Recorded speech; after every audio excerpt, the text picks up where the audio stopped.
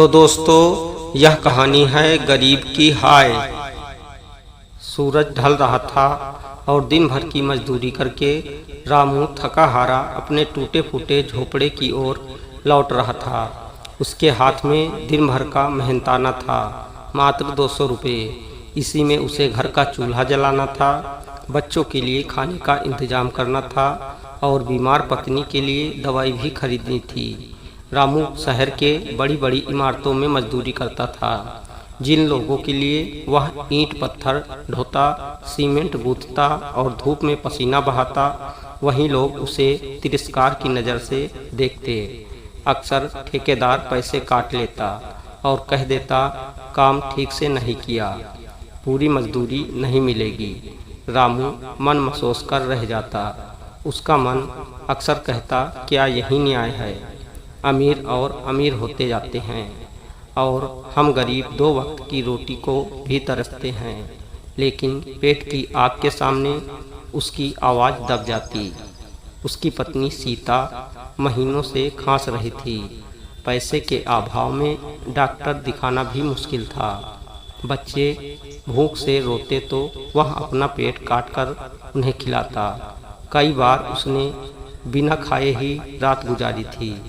रामू की जिंदगी जैसे कठिनाइयों का दूसरा नाम थी, लेकिन उसके भीतर एक अजीब संतोष था कि मेहनत ईमानदारी से कर रहा हूँ।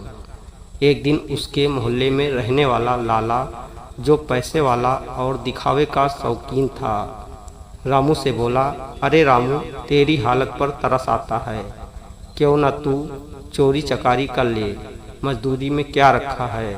रामू ने गंभीर नज़र से कहा, लाला, भूख बर्दाश्त कर लूँगा, लेकिन बुराई के रास्ते पर कभी नहीं चलूँगा। गरीब की हाय जिसने भी ली है, उसका कभी भला नहीं हुआ। समय बीतता गया, सीता की तबीयत बिगड़ती चली गई। इलाज के लिए रामू ने गहनों की जगह घर का एकमात्र बर्तन बेच डाला, लेकिन फिर भी पूरी दवा न खरीद सका।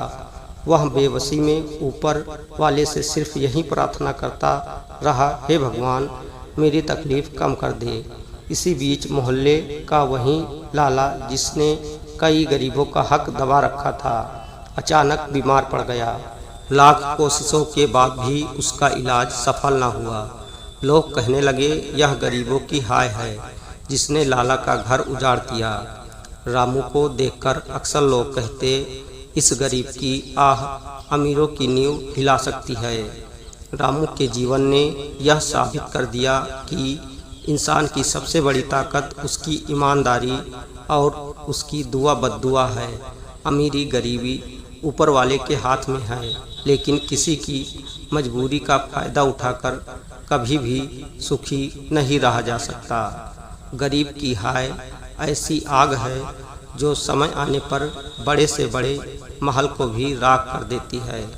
तो दोस्तों, यह कहानी आपको कैसी लगी, कमेंट करके ज़रूर बताइएगा। धन्यवाद।